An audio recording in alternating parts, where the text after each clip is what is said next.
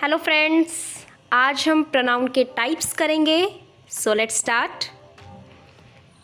Pronoun के 7 types होते हैं। फर्स्ट 3 हम कवर कर चुके हैं पिछली वीडियो में, जिसका डिस्क्रिप्शन बॉक्स में मैंने लिंक दे दिया है।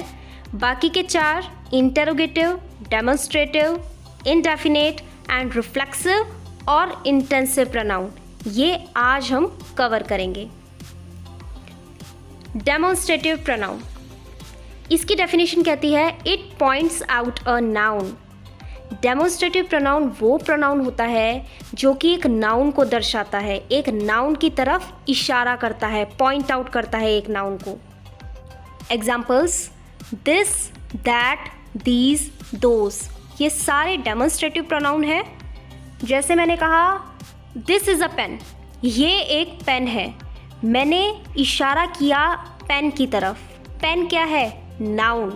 तो दिस इज़ अ पेन में दिस जो है वो एक डेमोन्स्ट्रेटिव प्रोनाउन है।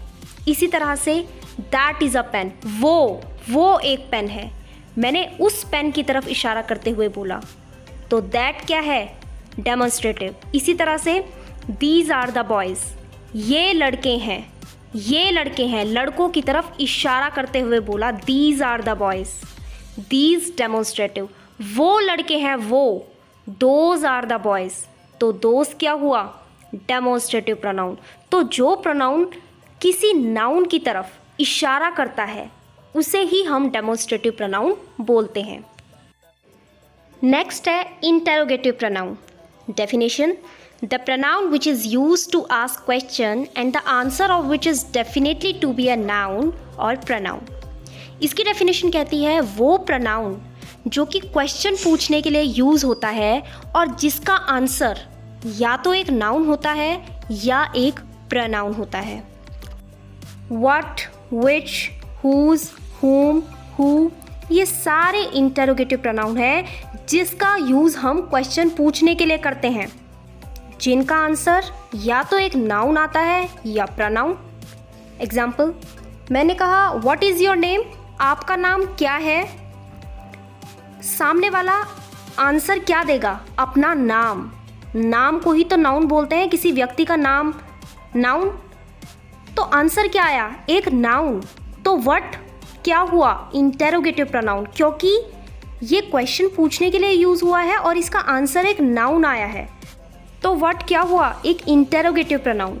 सिमिलरली मैंने कहा विच इज़ योर पेन, आपका पेन कौन सा है। आप इशारा करके बोलोगे दिस वन, ये वाला। अभी तो किया, दिस क्या था? एक डेमोन्स्ट्रेटिव प्रोनाउन। तो देखो ना, क्वेश्चन किया विच इज़ योर पेन और आंसर में क्या मिला? एक प्रोनाउन।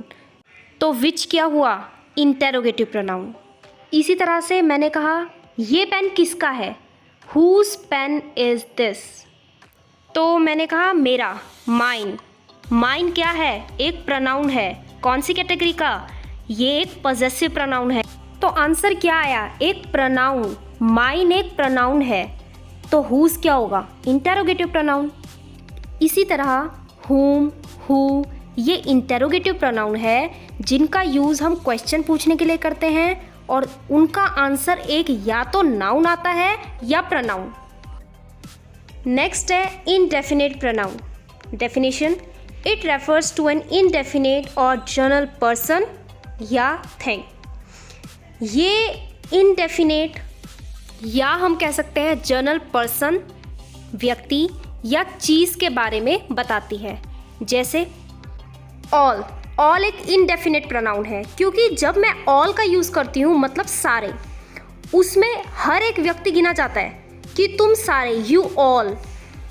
लेकिन मैं ऑल का यूज़ इसीलिए करती हूँ ताकि मुझे हर एक इंडिविजुअल का नाम ना लेना पड़े कि राम भी, सीता भी, सविता भी, मीनाक्षी भी, सभी का नाम ना लेकर के मैंने ऑल का यूज़ किया।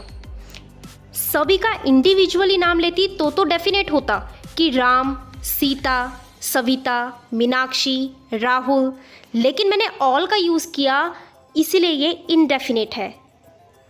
So all is an indefinite pronoun.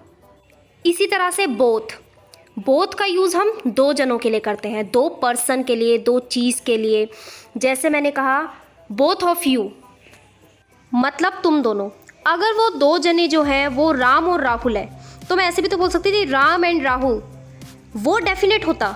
लेकिन मैंने उनका नाम इंडिविजुअली ना लेकर के मैंने कहा बोथ, तो बोथ क्या हुआ? Indefinite, indefinite pronoun.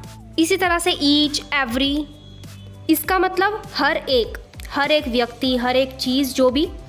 तो मैं पर्सनली नहीं कह रही राहुल, राम, सविता, जबकि मैं कह रही हूँ ईच या एवरी, हर एक में सभी आ जाते हैं। फिर मुझे इंडिविजुअली या पर्सनली बोलने की ज़रूरत नहीं है, किसी को हर एक को बोलने की ज़रूरत नहीं है। मैं अगर कह देती हूँ ईच एंड एवरी तो वो सभी उसमें आ जाएंगे।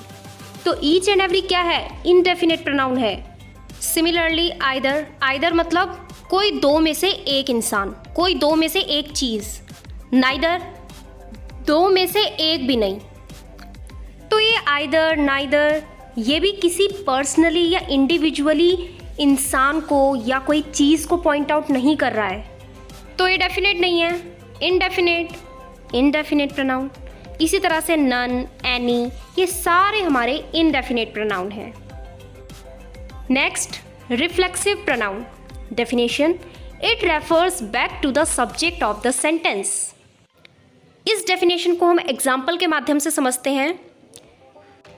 मैं ये खुद करूँगी, I will do it myself। अब I will do it myself में I क्या है? सब्जेक्ट। और जो ये myself रिफ्लेक्सिव प्रोनाउन जिसे हम बोल रहे हैं, ये क्या है? इसका क्या मतलब है? खुद। और खुद किसके लिए यूज़ हो रहा है? मेरे लिए तो यूज़ हो रहा है, मैं ये खुद करूँगी। तो myself जो है वो सब्जेक्ट को ही रेफर बैक कर रहा है, इसलिए ये रिफ्लेक्सिव प्रोनाउन है। इसी तरह से वह खुद करेगा, He will do it himself। अगर लड़की है तो she will do it herself। तुम ये खुद करोगे, You will do it yourself। तो ये himself, herself, itself, yourself, myself, ये सब तब यूज़ होते हैं जब सब्जेक्ट खुद उस काम को करे। इसी तरह से intensive pronoun, It emphasizes its antecedent noun और pronoun। ये भी रिफ्लेक्सिव प्रोनाउन जैसा ही है, लेकिन ये ज़्यादा फोर्स देता है। मतलब कि जो सब्जेक्ट है वही काम को करेगा, वही एक्शन करेगा।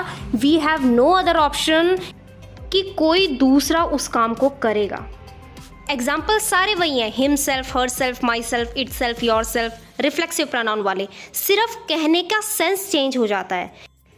कैसे चेंज होता है या रिफ्लेक्सिव और इंटेंसिव में डिफरेंस क्या है, वो हम इस एग्जाम्पल के माध्यम से अच्छे से समझ लेंगे। रिफ्लेक्सिव का एग्जाम्पल क्या होगा? I will do it my self, मैं इसे खुद करूँगी। इंटेंसिव प्रोनाउन का एग्जाम्पल क्या हो जाएगा?